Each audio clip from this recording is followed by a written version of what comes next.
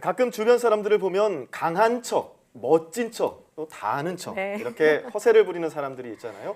때로는 귀엽기도 하지만 어떤 때는 눈살을 찌푸리게 하기도 하는데요. 네, 그래서 오늘 생각연구소 시간에는 이 허세에 담긴 우리의 심리 알아보겠습니다. 연세대학교 심리학과 이동기 교수와 함께합니다. 어서 오세요. 네, 안녕하십니까. 네. 자, 여자 남자 할 것 없이 누구나 약간의 허세는 좀 갖고 있기 마련이잖아요. 네. 그게 지나치면은 눈살을 찌푸리게 되고는 하는데 교수님 혹시 허세 없으신가요?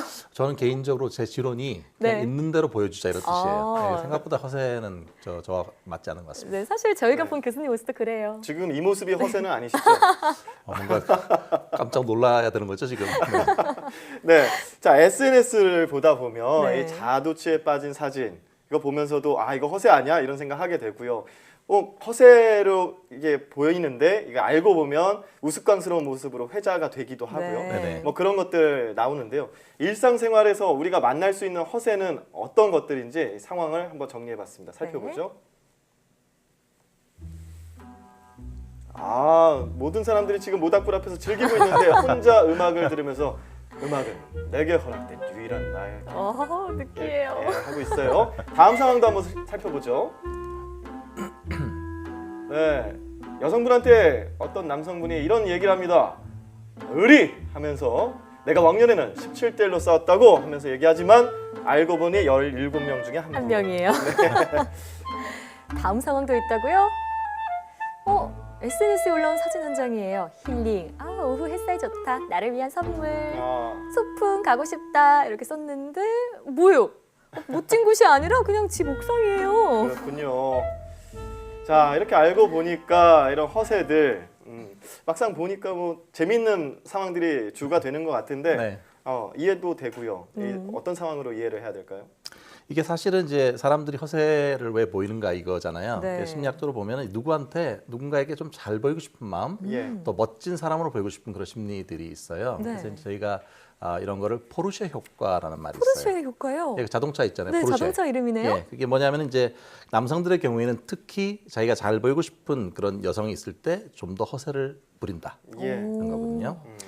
실제로 연구를 했는데요. 네덜란드 암스테르담 UW 대학교 연구팀이 한 100여 명 정도의 남성을 대상으로 네. 연구를 했어요.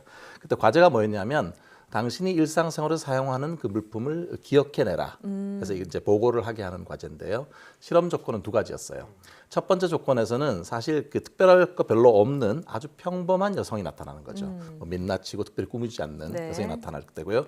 이때는 남성들이 주로 이제 기억해내는 일상생활 소품이 그냥 일상생활 소품이에요. 어떤 건가요? 컵이라든지 뭐 토스터기라든지 뭐 수건이라든지 이런 것들을 많이 기억했어요. 네. 근데 두 번째 조건에서는 아주 매력적인 여성이 나타나는 거죠. 풀 메이크업하고 아주 예쁘고 이런 분. 예. 그랬을 때 남성들이 주로 떠올리는 게 뭐냐면 이때는 페라리라든지 또는 뭐 좋은 포르쉐라든지 차요. 배저택 이런 것들을 더 많이 떠올리고 보고를 했어요. 그래서 이름이 포르쉐의 효과군요. 그렇죠. 이렇게 남성들이 자기가 이거 뭔가 호감을 얻고 싶은 여성이 있으면은 훨씬 더 잘난 남성으로 보이고 싶은 그 욕망 그런 것들이 더 많다고 하네요. 네, 지금 남성들의 허세를 예로 들어주셨는데 그러면 남자 여자 공통으로 나타내는 그런 허세에 대한 연구는 없나요? 물론 남녀 차이가 또 없을 수 있죠. 네. 생각보다는 이게 허세와 관련된 그 나르시시즘하고 허세하고 관련이 있다고 하는데요. 네. 나르시시즘이라고 하면 우리말로 자기애라고 할 수가 있는데요. 네덜란드하고 우루과이의 공동 연구팀이 여성 192명, 남성 148명, 남녀를 다 포함해서 연구를 했어요. 네. 어떻게 했냐면 우리 보통 이게 왜 사인하잖아요, 서명. 네. 이 서명을 할 때 그 사람들의 특성과 실제 그 사람의 성격 간에 어떤 관련이 있을까? 오, 사인 모양에서요. 그렇죠. 사인하실 때 보통 크게 그리고 예. 굵게 하는 분들 네. 이런 분들이 일반적으로 허세가 좀 더 경향성이 더 많다고 보거든요. 그래요. 근데 이런 분들이 실제로 나르시시즘, 즉 자기의 성향이 성격으로 더 많이 드러난다고 하네요. 네. 남녀 공이 네. 그런 관련성이 있다고 합니다. 저도 지금 허세 나한테는 없는가 떠올려 봤더니 네. 아내가 뭐 사고 싶다 그러면 사.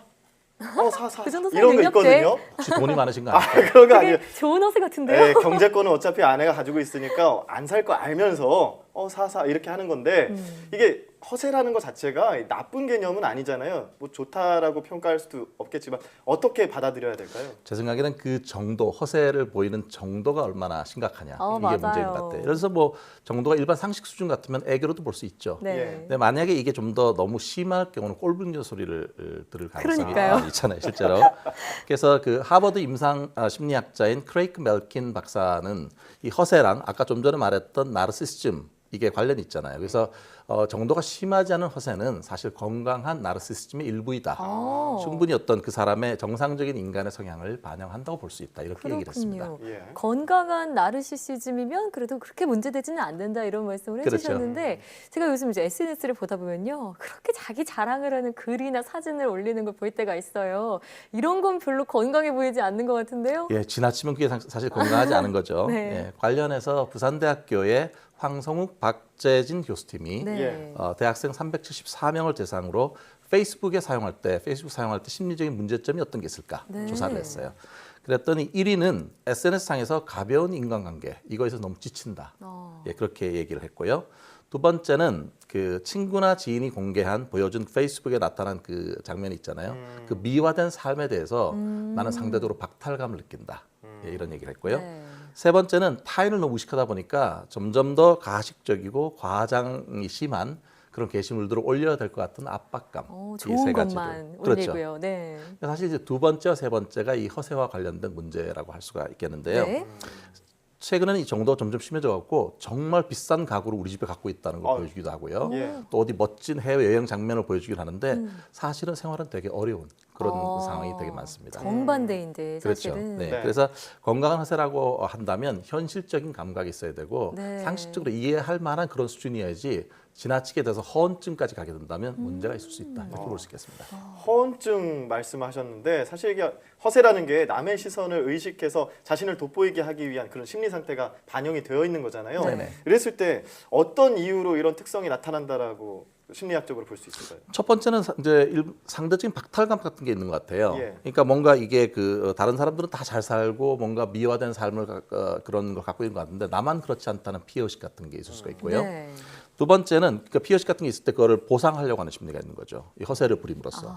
예. 그다음에 두 번째는 타인의 시선을 과다하게 의식을 하고 너무 인정받고 싶어하는 욕구가 강한 경우에도 그럴 수가 있고요. 네. 세 번째로는 내가 뭔가 잘나 보이지 않으면 다른 사람이 날 무시할 거다. 어머. 이런 생각들을 가지고 있는 사람도 허세를 보임으로써 그걸 방지하려고 하는 그런 효과가 있습니다. 네, 생각보다 좀 심각한 심리적 상태가 좀 반영되어 있는 결과가 아닌가 싶은 생각이 드는데요. 그럼 마지막으로 건강한 허세를 위해서 어떤 태도를 가져야 할까요?